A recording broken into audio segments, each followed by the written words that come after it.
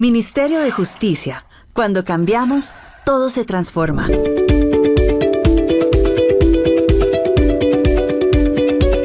Hola, mi nombre es Lucy Elena Serpa Álvarez, funcionaria adscrita al Centro de Conciliación de la Procuraduría General de la Nación en la ciudad de Barranquilla. Y hoy, pues, en este segmento de 2 horas, vamos a trabajar en el marco de este maravilloso diplomado, pues, unos objetivos específicos.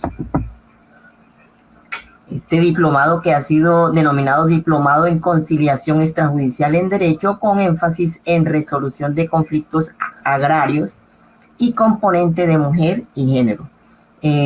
Vamos a desarrollar, son 4 horas inicialmente, este tema que se ha denominado el conciliador y su régimen disciplinario.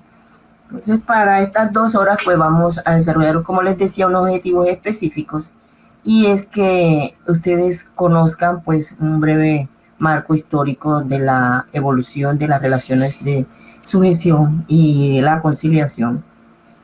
Vamos a definir las relaciones especiales de sujeción e identificar en los elementos del conflicto las bases para aplicar el deber ser del servidor público y del particular que ejerce la función de conciliador, con mira, pues, a lograr la transformación del conflicto. La idea es que ustedes cuenten con unas herramientas que resulten, pues, útiles en la práctica, en el ejercicio de esta función tan maravillosa como es la conciliación. Entonces, vamos a arrancar señalando que el conflicto es una gran oportunidad, pero que también lleva una gran responsabilidad. Como un preámbulo, pues, les señalo que esta oportunidad, en mi caso particular, surgió de un conflicto, porque el conflicto existe por naturaleza a diario. Todos, desde que nos levantamos, pues podemos hacer contienda, hacer confrontación con otro, algunas más violentas, algunas más pacíficas, pero de una u otra manera hacemos interdependencia con el otro. Entonces, una vez, pues, se me presentó, arrendé un inmueble, y como era un familiar, pues no firmamos contrato. Esa persona incumplió, inicié un proceso de restitución de bien inmueble y allí arranca toda una serie de circunstancias. Esa persona me denuncia en esa entidad donde me denuncia la fiscalía, pues alguien interpretó mal, yo digo, a mi entender, la norma, y dictó, pues, una medida de aseguramiento. Fíjese todo lo que trae atentar contra la libertad de una persona, todo lo que trae un conflicto, una connotación, violencia física, violencia verbal, y la afectación de un derecho fundamental. Afortunadamente, pues, en el recurso que se presentó, pues, la instancia superior advirtió todos esos errores y pude recobrar mi libertad y pude luego ya recuperar el inmueble. Pero fíjense cómo resulta afectada una relación, cómo resulta afectada una familia, unos hijos, de aquí para allá, de allá para acá. Entonces, el conflicto para mí en ese momento era de unas connotaciones infinitas, porque nosotros, por regla general, nosotros magnificamos también el conflicto, pero tenía una connotación elevadísima.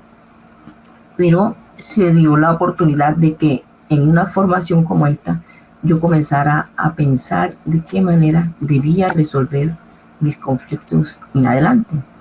Y esa formación me fue, pues, permitiendo crecer como persona. Es lo que hoy digo. En este momento, pues, digo que si no hubiese tenido ese conflicto, hoy de pronto no estuviera frente a ustedes. porque él me permitió hacer una especialización, luego una maestría, porque terminé pensando en que debía continuar con ese crecimiento, no solo para mí, sino para mi familia, porque es que cuando tú mejoras tu condición, cuando tú te puedes controlar a ti mismo, controlas a los demás. Entonces, todas esas técnicas que iba aprendiendo, pues las iba socializando con mi familia y logramos, pues, desescalar ese conflicto. Pero fíjense ustedes cómo, hoy yo me pregunto también cómo, si sería posible que se podía mejorar la forma en que terminó ese conflicto, que no interviniera un tercero. Y entonces, he aprendido pues a lo largo de esta experiencia que he tenido que los conflictos tienen tres formas de terminación. Uno es la solución, otra la disolución y otra la resolución. ¿Y la solución cuál es? Las soluciones siempre son pues definitivas y entrañan siempre una manera violenta. Cuando yo mato a mi contendor, acabo un conflicto con esa persona porque esa persona ya no puede, ya está knockout, ¿cierto? Pero viene otro conflicto de mayor naturaleza, ya hay un enfrentamiento con la justicia, ya hay otras situaciones que afectan no solo a la persona que incurre en eso, sino a todo su núcleo familiar, a las otras personas, etc. Entonces, cuando yo acudo también ante un estrado judicial, que fue lo que pasó en este evento que les conté, nosotros también utilizamos una forma violenta cuando yo acudo ante un juez, porque el juez definitivamente no te pregunta cómo quieres que te quede la sentencia. El juez simplemente, en su saber y entender, pues dicta una sentencia que a él le parece justa. Entonces, pero que a los ojos del otro de pronto no es tan justa. Entonces son formas violentas de terminar un conflicto. Hay una tercera, hay una segunda persona, una segunda forma de terminar el conflicto, que es la disolución del conflicto. El conflicto se va diluyendo en el tiempo como el chorrito de agua, pues, y es el caso de las personas que, por ejemplo, los hermanos que se discuten, tienen un enfrentamiento y cada uno pues se va por su lado. Y al cabo de los 5 años, más nunca vuelven a hablar, o incluso amigos, pues pasa, ¿y por qué pelearon? ¿Por qué no se hablan? No me acuerdo. Entonces el conflicto se diluye, pero tiene efectos adversos porque la relación terminó. Y hay otra, que es la que nosotros proponemos, para la que ustedes se están preparando, que es la resolución. La resolución es la transformación. Nosotros en conciliación buscamos crecer la torta porque nosotros aplicamos unas técnicas que son gana-gana. Aquí no puede haber perdedores, sino ganadores. Gana, ganar. Se cede un poco, se transforma la posición, porque nosotros cuando entramos en un conflicto, normalmente traemos una posición que puede ser violenta, puede ser de encerrarme en sí mismo, pero muchas veces no veo los mismos intereses que tengo. Entonces, en esta audiencia, pues lo que hacemos es que no solo revisamos nuestras ventajas, las ventajas que tiene conciliar, sino que nos ponemos en los zapatos del otro. Y el conciliador tiene que hacer también colocarse en los zapatos de cada uno de las personas, de los actores del conflicto. Entonces, fíjense lo maravilloso que resulta una resolver el conflicto y no disolverlo y no solucionarlo. En la transformación, y conforme a lo que ustedes están viendo, ya han desarrollado pues con esos antecedentes legales y jurisprudenciales, el conflicto es lo que busca es la paz, la reconstrucción del tejido social. Entonces, fíjense ustedes cómo a lo largo de nuestra historia, a lo largo de nuestra vida, nosotros, como les decía, vamos teniendo conflictos. Y el conciliador no solo tiene que resolver los conflictos ajenos, sino los propios, ¿verdad? Y en esto tiene que ver de la forma como afronto, tiene que ver nuestra personalidad. Y normalmente pensamos que la personalidad que nosotros como personas no podemos cambiar y que siempre soy así porque soy así, así nací y así me quedo. Entonces, normalmente tenemos unas posiciones. Nosotros actuamos en un conflicto, actuamos como confrontadores. Nosotros enfrentamos el conflicto en la medida en que nos viene. Viene el del golpe y yo recibo también el golpe, pero también doy con la misma fuerza. Imagínense el impacto de dos fuerzas. Entonces, este es el confrontador, en caso de los boxeadores. Así es nuestro estilo muchas veces de enfrentar los conflictos. Me agredes, yo te agredo con igual o con mayor intención. Pero puede ser también que nosotros tengamos una actitud evitativa. Nosotros evitamos el conflicto, somos demasiado pasivos y nosotros vamos, pues, simplemente tú me buscas bronca y yo me voy. ¿Será que esto siempre es sano? Muchas veces no, porque, o sea, tú te quedas, el bravo se queda, pero el conflicto nunca se resuelve, ¿sí? Hay otro estilo que es el acomodativo. Bueno, tú quieres eso, está bien, vamos a hacerlo. Yo me adapto a esa circunstancia. Pero puede ser también que pueda ser transigente. Yo te cedo todo lo que tú quieras. O puede ser que yo sea colaboradora. Puede ser que ustedes sean colaboradores. Y en ese marco, pues, vamos a resolver este conflicto de esta manera, pero analiza esta situación, mira que podemos de una manera u otra resolverlo. O puede ser que seamos competitivos. Entonces tienes básicamente 6 formas de afrontar los conflictos. En una manera, algunos podemos ser evitativos. Por ejemplo, si alguien me va me amenaza con un arma, lo mejor es que yo lo evite. Yo me voy, si puedo me voy, y esa sería una forma de resolver el conflicto. Entonces, cuando soy competitivo, siempre estoy en busca de ganar. Entonces, fíjense ustedes cómo es la situación cuando nosotros nos enfrentamos. Mire toda esa gama que ya vamos exponiendo desde nuestro punto, cómo nosotros actuamos. Porque la conciliación, no tanto en la conciliación vemos los conflictos ajenos, sino que nos vamos reflejando nosotros.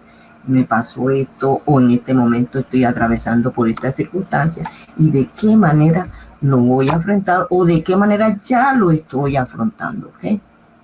Entonces, eso que les hablaba de nosotros en los conflictos propios, nosotros les damos demasiada importancia a eso. Nosotros agrandamos normalmente. A veces son cuestiones que valoradas, pues, por otras personas. Dicen, oye, pero a mí no me parece que sea tan grave esta situación, ¿por qué no analizas esto? Entonces, la regla general es que nosotros le damos demasiada importancia a nuestros propios conflictos, pero relativizamos los ajenos. Entonces, lo que se trata es que nosotros también relativicemos los conflictos ajenos, porque en esa medida, pues, nosotros vamos desengranando las circunstancias, cuál es el problema, cuál es la fuente del problema, y en esa medida sacamos las causas y podemos resolver, transformar el conflicto. Entonces, conciliar, pues, lógicamente no es una cosa fácil. Fíjense, es todo un arte. Es inicialmente el dominio de nosotros mismos, y porque lógicamente cuando tienes a dos partes que están enfrentadas, una parte normalmente quiere que tú seas parte junto con él. Entonces el conciliador se domina, tiene que tener dominio propio. Es todo un arte, y ustedes sé que lo van a lograr maravillosamente. Entonces, fíjense, es una técnica, la conciliación es un arte, porque nosotros construimos, ¿verdad? Como el alfarero, nosotros vamos construyendo y la idea es que construyamos, que resolvamos y que las relaciones sean nuevas. Entonces es como el alfarero que va haciendo con barro, pues una obra de arte, una cosa maravillosa que esa sola vasija es única, no se parece, a veces se parece a la, pero es única. Entonces esa técnica se aprende. A diferencia de los profetas que nacen profetas, nosotros como conciliadores aprendemos a ser conciliadores. Aprendemos a través de la formación que ustedes hoy están adquiriendo, a partir de una técnica que ustedes van a desarrollar, no solo a partir de todos los elementos que les están suministrando a través de este diplomado, sino en la práctica. Se va desarrollando en la práctica, ¿ok? Y tiene una ciencia. No hay arte sin técnica, no hay arte sin ciencia, digo yo. Y además ciencia porque esto implica capacitación. Y fíjense que el conciliador lo que se le exige es que sea, el conciliador lo que se le exige es que sea calificado. Fíjense la gran condición. El artículo 3º de la ley 220 dice el conciliador es un tercero neutro calificado. Quiere decir que tiene que tener todas las competencias, tiene que estar vigente en la norma. Nosotros encontramos a lo largo de hoy las relaciones comerciales, el uso de la tecnología, tenemos que estar preparados con el uso de la tecnología, tenemos que tener actualizados en la ley, todas esas competencias las tiene que tener el conciliador, de qué manera hoy se asocian las partes, todo eso tenemos que tener esa conciliación. Entonces, como les decía, no hay un arte sin ciencia. Por eso, pues, es que les he propuesto un breve marco histórico de la conciliación y de las relaciones especiales de sujeción. Entonces, ese breve paseo por el tiempo nos lleva, pues, a irnos por allá. Fíjense, aquí tenemos a la Grecia antigua, a Roma, a Alejandría, y porque ellos definitivamente nos enseñaron mucho, ¿cierto? Vamos a ver, una diapositiva aquí. Entonces, pues en la Grecia antigua, ustedes saben que ellos tenían su sistema político, sus sistemas inicialmente con la monarquía, el rey era el que dominaba, el que mandaba, y habían unos súbditos, los demás. El monarca luego se asoció, buscó un consejo de nobles y con él gobernaba. Pero quien dirigía el imperio, la monarquía, era el rey. Ese monarca se vino se sufrió pues sus debilidades, y entonces entra la aristocracia, el gobierno de los nobles. Siempre había pues súbditos, siempre estaban los que estaban debajo de los nobles. Pero resulta que esa Grecia fue creciendo. Aparecieron los industriales, los comerciantes, y ellos, ese desarrollo pues lo obligó a que el aristócrata tuviera que darle paso también a esos nuevos ricos, por decir algo. Entonces sale la oligarquía. Siguen habiendo pues el esclavo, la mujer siempre en la Grecia antigua pues ocupó un papel, digamos así, anulado. Bueno, simplemente se desarrollaba en la casa, no tenía ningún derecho la mujer. Entonces, luego de esa oligarquía vienen pues unos tiranos, que esos tiranos pues gobernaban ellos, y era una conformación de los nobles con los oligarcas. Y luego esos tiranos pues definitivamente no pudieron sostener a esa Grecia, y resurge la democracia. Gobierno de pueblo para el pueblo, pero hay un sistema de gobierno donde también hay unos súbditos, y sigue siendo la mujer una relegada en su papel social. Entonces, en esa Grecia antigua, en los años 500 antes de Cristo, pues, ustedes saben que está la figura de Sócrates, que no escribió nunca nada, pero para eso él tuvo sus discípulos, Platón, pues, que fue su máximo exponente. Él en la República, él les pone pues, la serie ya comienza a hablar sobre los conflictos. Él llama, él decía, la mejor forma de resolver el conflicto es a través del diálogo. Entonces, acuérdense esos diálogos de Platón. Viene Aristóteles ya 384 años antes de Cristo y dice, sí, en efecto hay unas, siempre se da la contienda, siempre haber, pero tiene que haber un justo punto medio. El hombre siempre tiene que alcanzar un justo punto medio. Entonces, imagínense ese mapa. En ese entonces, estamos hablando de 384 años antes de Cristo, y ya hablando de conflictos, ya hablando de qué manera íbamos a resolver los conflictos. Entonces, ya Aristóteles comienza a hablar pues de la justicia, de la justicia distributiva y de la justicia conmutativa. Esto con esta justicia distributiva y conmutativa nosotros conciliamos. Esto es una forma de conciliar hoy, por eso se los traigo a cuenta. Entonces, esa justicia distributiva era, bueno, a cada quien según sus méritos. La conmutativa era, vamos a repartir, ¿de qué manera vamos a repartir lo que tenemos, ¿ok? Los bienes que tenemos. Entonces, ya luego, pues de esa Grecia, nos vamos a Roma. ¿Qué pasaba en Roma siglo V a.C.? Acuérdense que ellos tenían un sistema republicano y en la ley de las 12 tablas, pues ellos envían una comisión a Grecia a estudiar las leyes de un sabio que fue el rey Solón, año 600 a.C. Y condensan lo que se llama la ley de las 12 tablas. En esa ley de las 12 tablas, la ley primera, segunda y tercera, básicamente, hablaban de cómo resolver conflictos. Y decía, cuando alguien tiene pues, un conflicto, tiene que acudir a un ciudadano. Y ese ciudadano es a otra persona, y esa otra persona es simplemente una persona es común y corriente, es la que va a resolver. Entonces la figura de Estado era... no se dedicaba prácticamente a resolver los conflictos, sino que cuando dos personas, dos normalmente nobles, tenían un enfrentamiento, llamaban a otro que le daba la calidad de juez, pero era un ciudadano común y corriente. Entonces fíjense cómo ya se va armando. Un ciudadano resolvía el conflicto. Entonces vámonos a Egipto.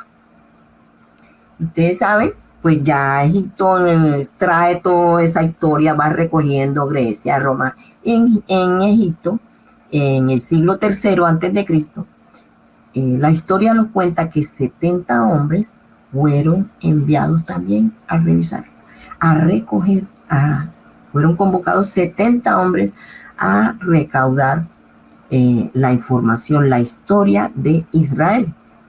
Entonces, eso es lo que se denomina Antiguo Testamento. Y ya el Génesis, fíjense que el Génesis, lo que habla el Antiguo Testamento, lo que relata son conflictos.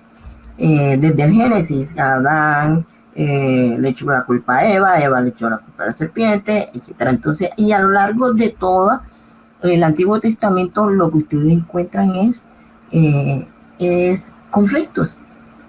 Se me olvidó decirle que en Roma también el papel de la mujer era dedicado a la casa.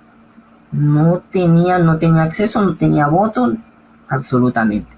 En Roma también el esclavo era el que no era noble, pues estaban los plebeyos, estaban los nobles y estaban los sacerdotes. El plebeyo obedecía, una sujeción, ¿verdad?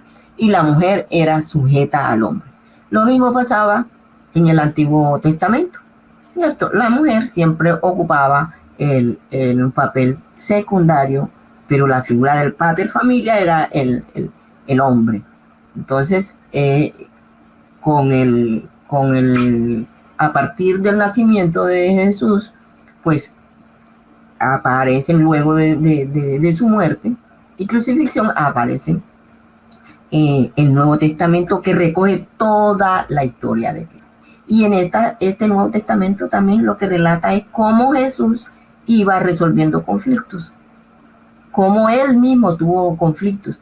Pero y fíjense cómo la mujer, allí la mujer en la historia, son muy pocas las mujeres en lo que menciona, pues, pero Marta, María, María Magdalena, son mujeres que, si bien es cierto, no son llamadas discípulas porque Jesús solo tenía discípulos hombres.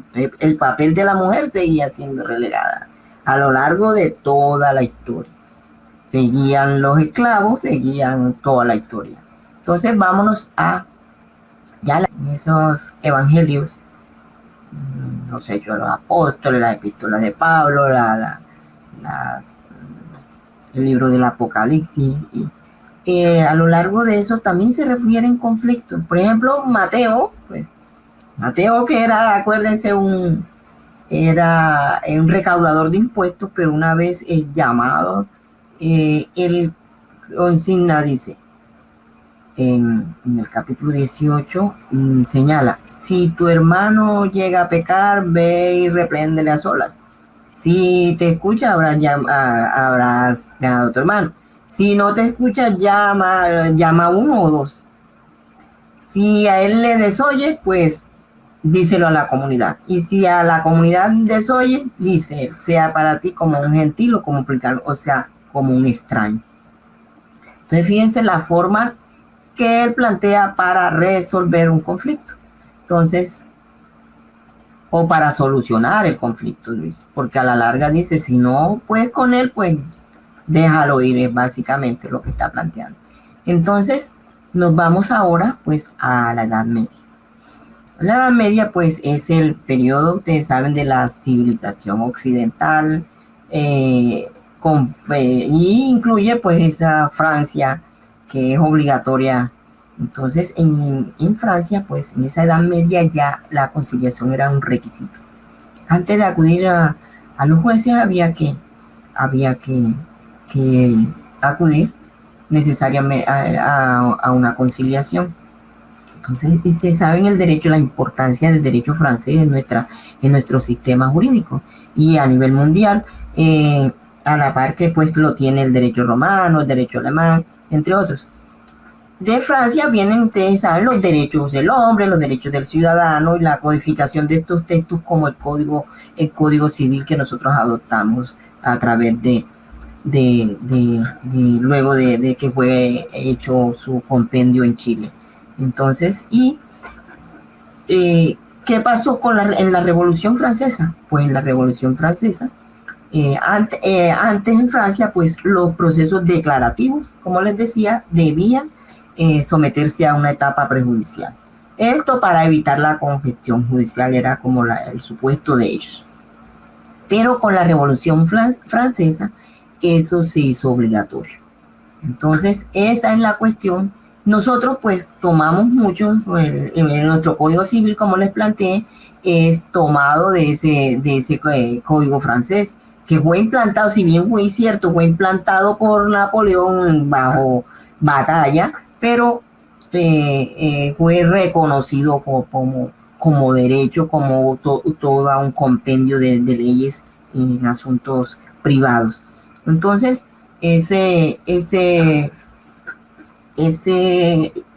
una anécdota y es que Napoleón decía, dice, pues eso es lo que señala la historia, que Napoleón decía que no iba a ser recordado por sus hazañas, porque a la larga en Waterloo él perdió, sino que él iba a ser recordado por el Código Civil. Y a la larga, fíjense que nosotros sostenemos nuestro Código Civil, pero no nos acordamos básicamente de Napoleón, digo yo. Entonces ya tenemos en Francia, pues la conciliación, pues se volvió exigible en todos los procesos civiles. Nos vamos a nuestra Colombia.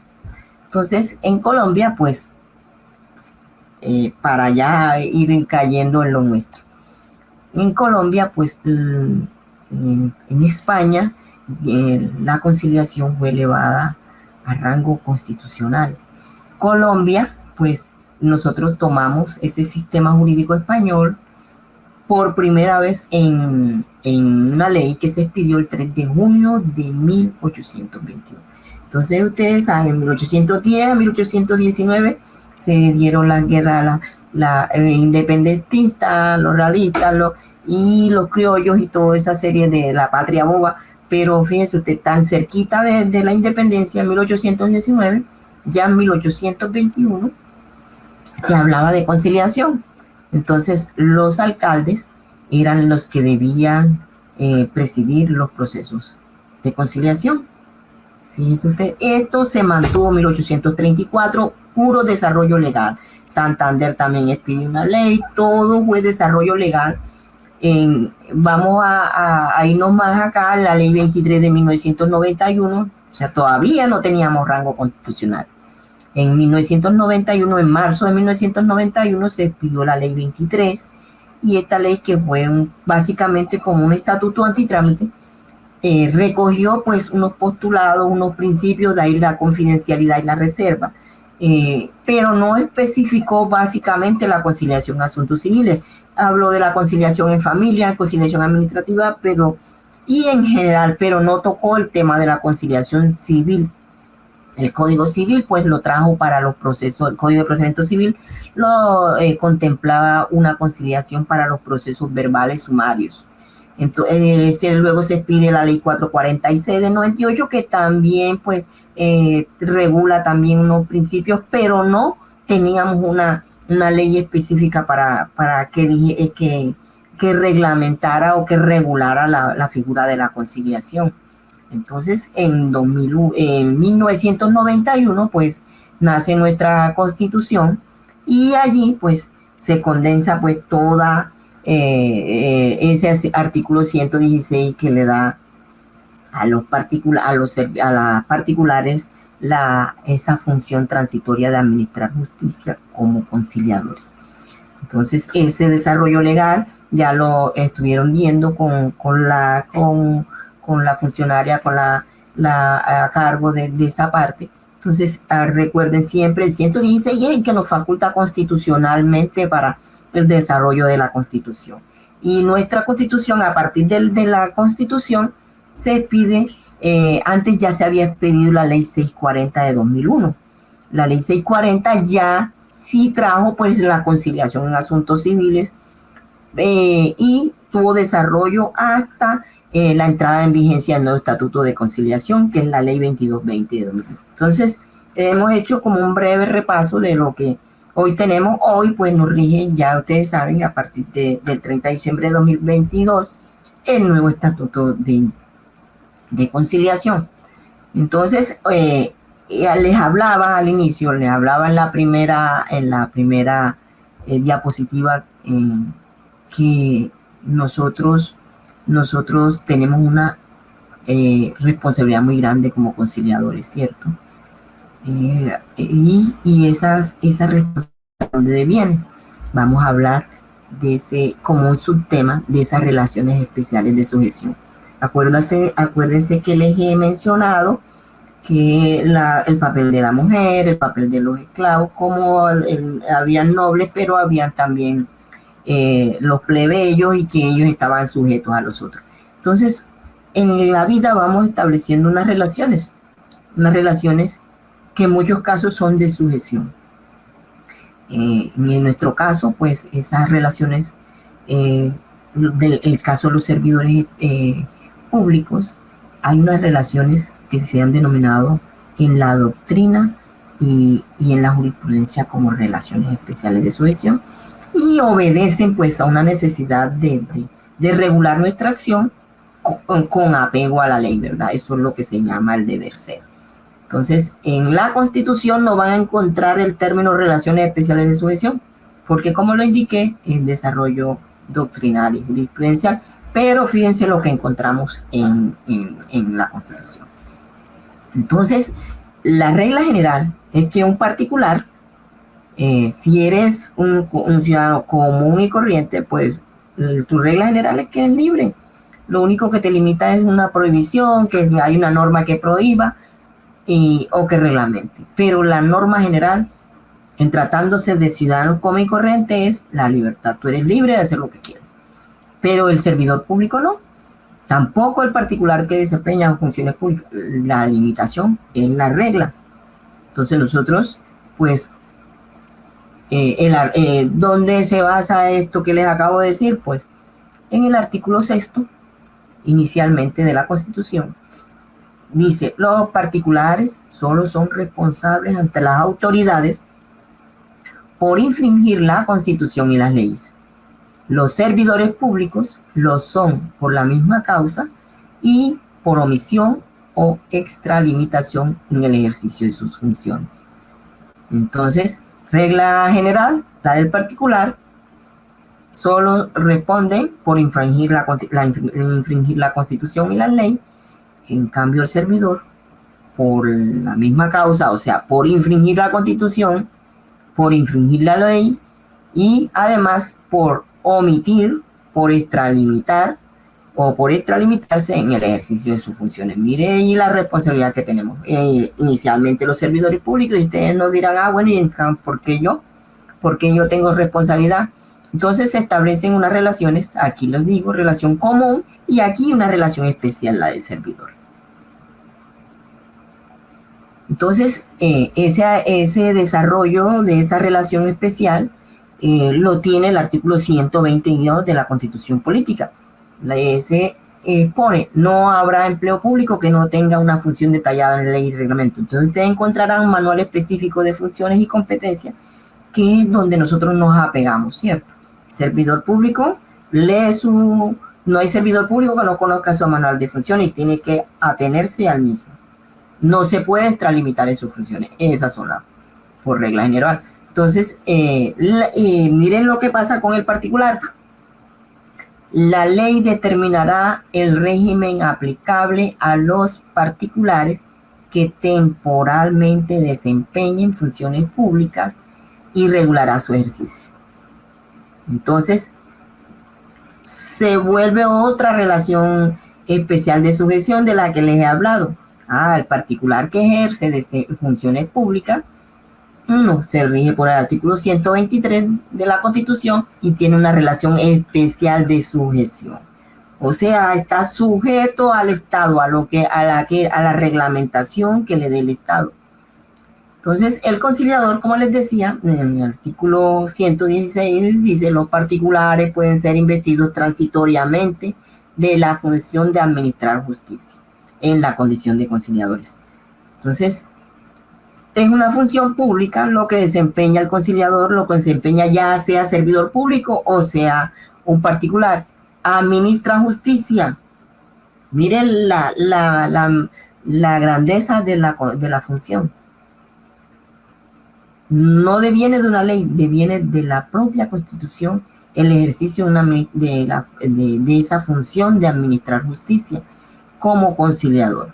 Entonces, en el caso de los notarios, pues el notario es un particular que ejerce funciones públicas y fíjense lo que hoy, y es lo que está por eso, pues nuestro diplomado, de los fundamentos de nuestro diplomado es que a través de la resolución 0425 del 30 de marzo de 2023, el Ministerio de Justicia y del Derecho expidió pues esa resolución que dice que los notarios y los servidores públicos habilitados para conciliar deben cumplir con la obligación en la formación. Antes ustedes podían conciliar y no había reglamentación al respecto, ¿cierto?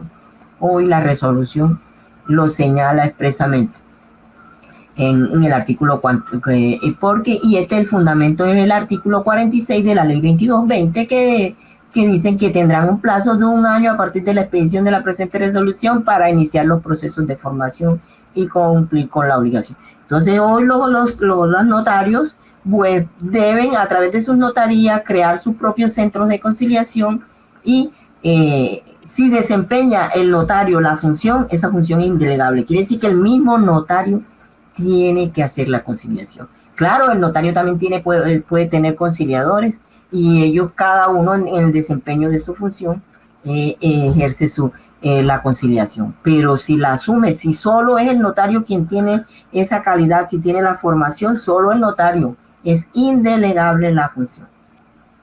Entonces, el elemento clave en todo lo que les he explicado de la relación, de las relaciones especiales, es el deber ser. Todo empleo público es reglado y nosotros nos atenemos.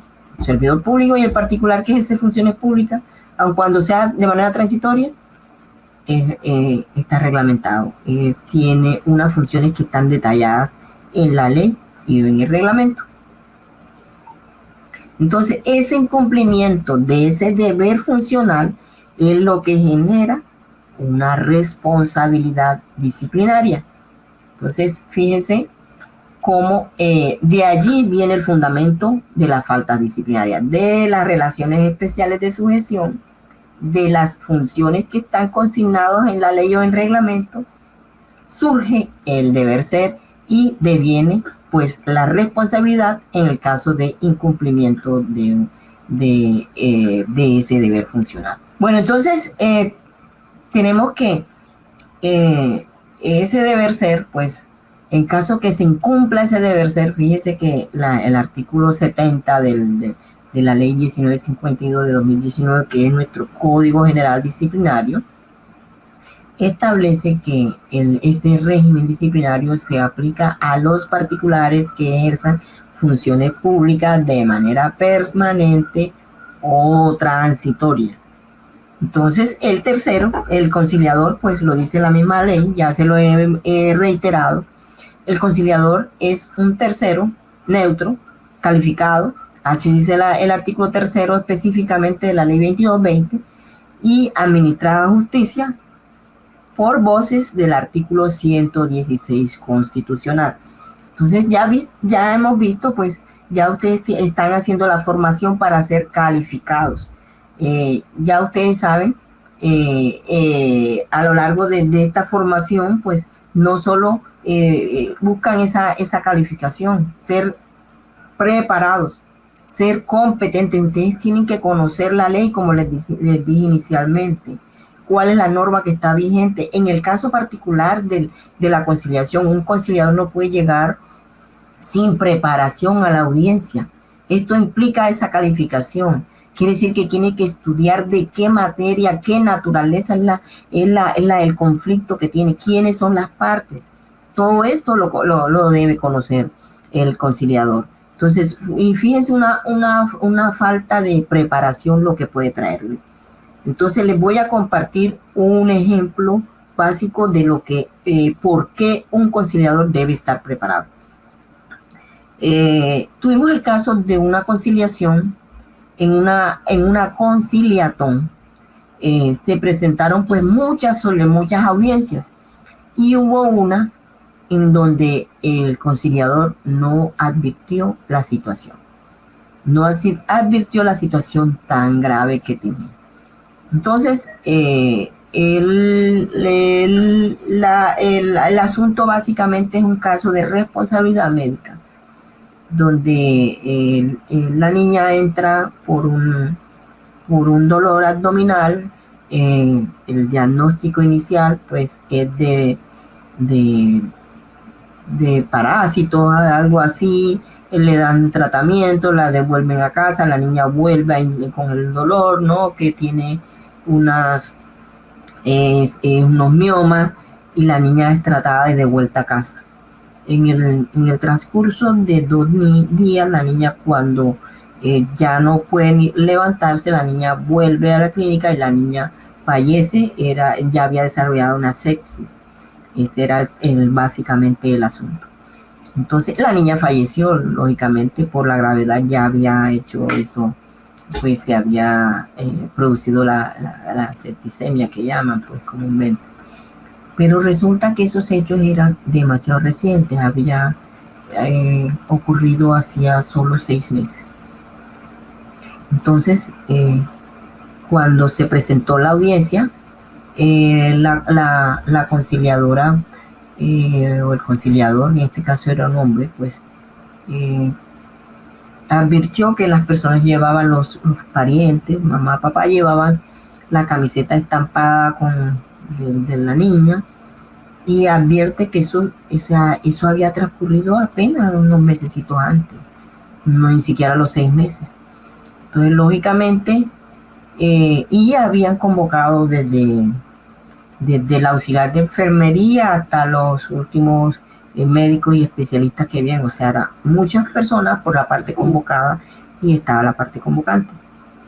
Afortunadamente el conciliador pues pudo, digamos, avisorar que pudo haber ocurrido una tragedia, separó a las partes y les manifestó que normalmente estas audiencias se trabajan por separado y en esa medida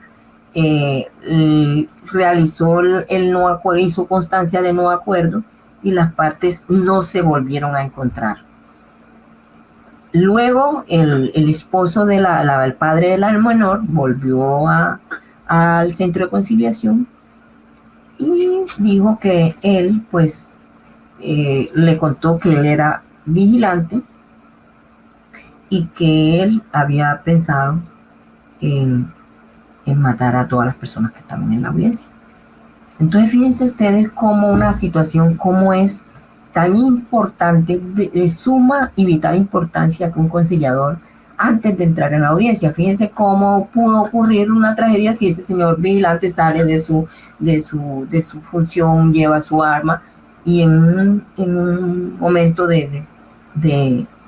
pues de dolor, pues porque un dolor infinito que nunca se le va a pasar, pero era muy reciente el asunto, pudo ocasionar una tragedia. Entonces son cosas elementales que tiene que tener el conciliador, revisar de qué se trata el tema, quiénes son, cómo es el conflicto como tal, y de qué manera se está desarrollando, ¿ok? Hasta este momento pues voy a compartir con ustedes, para mí fue muy grato este primer aspecto de lo que es el inicio del tema del conciliador y su régimen disciplinario. Fue un verdadero placer compartir pues mis experiencias y espero se hayan logrado pues ese objetivo de que ustedes como siempre cuenten con unas herramientas útiles para el desarrollo de esa gran función que ustedes van a desarrollar y que desarrollan en la actualidad.